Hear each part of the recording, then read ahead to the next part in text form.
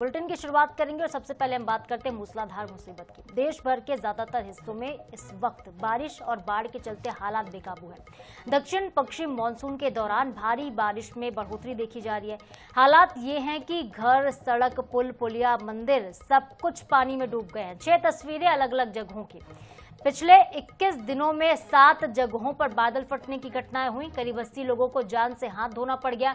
वैष्णो देवी मार्ग पर लैंडस्लाइड में करीब 30 लोगों ने जान गंवा दी। जम्मू कश्मीर के ही रियासी में ऊपरी क्षेत्रों में लगातार भारी बारिश के चलते चिनाब नदी अपने उफान पर है। जम्मू में ही भारी बारिश के चलते जलाशयों में पानी भर गया है और चौथे तवी पुल के पास की सड़क बह गई है।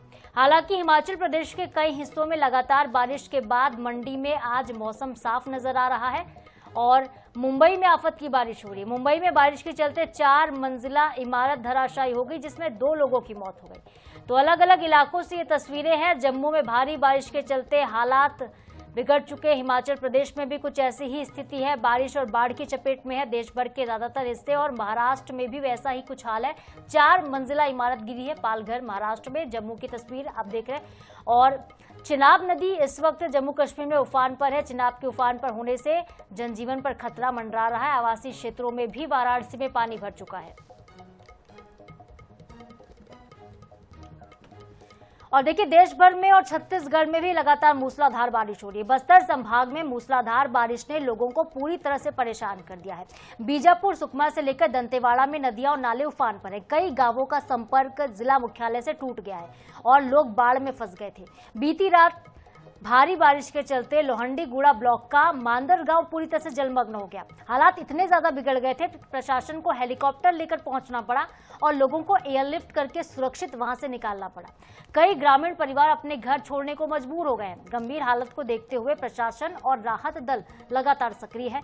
बस्तर के सांसद महेश कश्यप ने मौके पर पहुंचकर स्थिति का जायजा भी लिया और मुख्यमंत्री विष्णुदेव साय को पूरे हालात की जानकारी दी। मुख्यमंत्री साय ने भी जापान से ही राज्य के अधिकारियों से फोन पर चर्चा की है और निर्देश दिए हैं। एसडीआरएफ, पुलिस, प्रशासनिक अमला हाई अलर्ट पर रहे। सीएम ने सोशल मीडिया पर जानकारी साझा करते हुए कहा कि जनता की सुरक्षा ही सरकार की सर्वोच्च प्राथमिकता है। अब तक 68 से ज्यादा लोग सुरक्षित बाहर निकाले जा चुके हैं। राहत और बचाव का काम अब भी वहां पर तेजी से किया जा रहा है।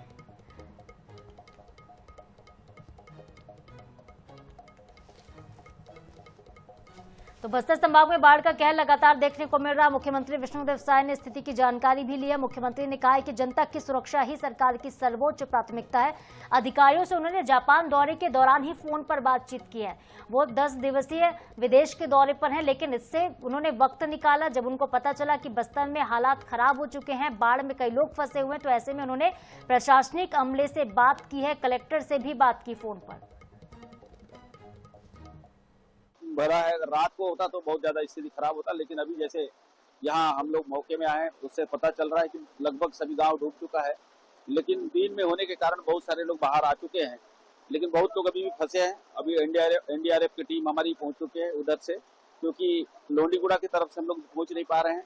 हम लोग भी मौके में, लेकिन बास्तानार कोडेनार तरफ से हमारे एनडीआरएफ की टीम पहुंच चुकी है। और ये प्राकृतिक आपदा में उन परिवार के साथ, उन लोगों के साथ हम लोग सब साथ में खड़े रहेंगे और हम ईश्वर से प्रार्थना करते हैं कि कोई भी जनहानि ना हो, ये हम लोग कोशिश करेंगे। और इसके लिए सभी हमारे सुरक्षा कर्मी, हमारे सभी विभाग के लोग लगे हुए हैं।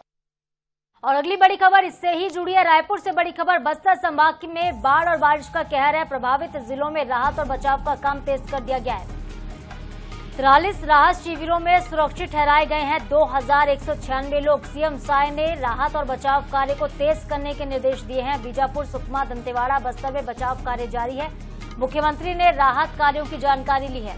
कहा है कि प्रशासन पूरी सक्रियता के साथ काम करे। तो बस्तर में हालात इस वक्त काफी बिगड़े हुए हैं, लेकिन इसी बीच मुख्यमंत्री हालात पर पूरी तरह से नजर बनाए हुए हैं। जापान से ही वो स्थिति का जायजा ले रहे हैं और बस्तर में बारिश के चलते जनजीवन अस्त व्यस्त हो चुका है। 53 सालों के बाद डंकिनी नदी जो है रौद्र रूप दिखा रही है इस वक्त। और दंतेवाड़ा में 200 से ज्यादा मकान बह चुके हैं। लोगों का आशियाना जो है वो बह चुका है। इंद्रावती में जलस्तर काफी बढ़ गया है। डंकिनी शंखनी नदी का पानी बह नहीं पा रहा है, इसीलिए ऐसी तबाही का मंजर इस वक्त बस्तर में देखने को मिल रहा है।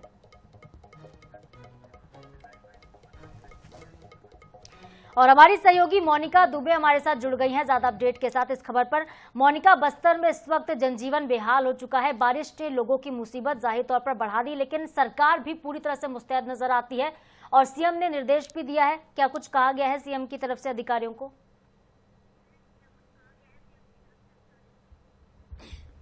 जी बिल्कुल, देखिए जिस तरीके से पहले ही कहा गया कि सीएम जो विष्णुदेव साय है वो विदेश दौरे पर हैं, ऐसे में जितनी भी जो चर्चाएं हो रही है वो टेलीफोनिक चर्चाएं हो रही है। वो इसलिए क्योंकि बस्तर में जिस तरीके से भारी बारिश के बाद जो बाढ़ की स्थिति बनी हुई है और जिस तरीके से वहां पर जो बाढ़ आया हुआ है, कई इलाके जो है बस्तर संभाग के वो इससे में प्रभावित हुए हैं। ऐसे में बेहद ज्यादा खास और अहम है कि जितने जो अधिकारी है वो ग्राउंड लेवल पर और बचाव दल के साथ काम है वो कर रहे हैं, लेकिन मुख्यमंत्री विष्णुदेव साय से लगातार फोन पर चर्चाएं जो है वो उनकी हो रही है। सीएम विष्णुदेव साय लगातार बाढ़ प्रभावित क्षेत्रों का जो जायजा है, बाढ़ प्रभावित क्षेत्रों का जो चीजें हैं यानी कि वहां की जानकारी है वो अधिकारियों से टेलीफोनिक चर्चा करके ले रहे हैं। साथ ही साथ वहां पर जितनी भी गतिविधियां हो रही है, चाहे वह बचाव दल की टीम को लेकर हो, चाहे वहां पर एक्स्ट्रा टीम लगाने की अगर जरूरत हो, उसके लिए खाने पीने की सुविधाएं, यहां तक कि लोगों को एक जगह से ले जाकर दूसरे जगह रखने, तमाम उन चीजों को लेकर मुख्यमंत्री अधिकारियों से चर्चा कर रहे हैं, जिम्मेदारों से चर्चा कर रहे हैं और ग्राउंड लेवल पर जितनी ज्यादा से ज्यादा कोशिश हो सके इसे लेकर काम जो है वहां किए जा रहे हैं। एक दो दिन पहले भी यही चीजें हुई थी जब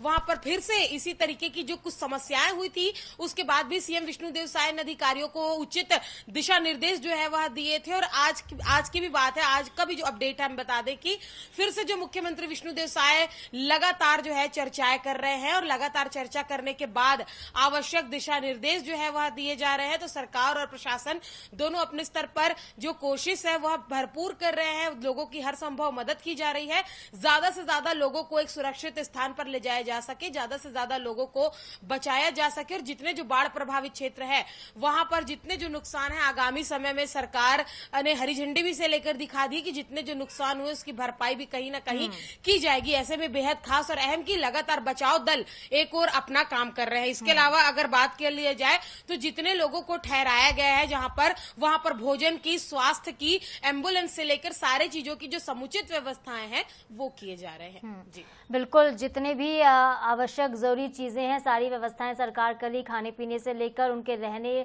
ठहरने तक की व्यवस्था सरकार की तरफ से की जा रही है और सीएम विदेश से ही इसकी निगरानी भी कर रहे हैं। मोनिका, बने रहिएगा आप हमारे साथ, कुछ और खबरें हैं जिस पर हम आपसे जानकारी देंगे।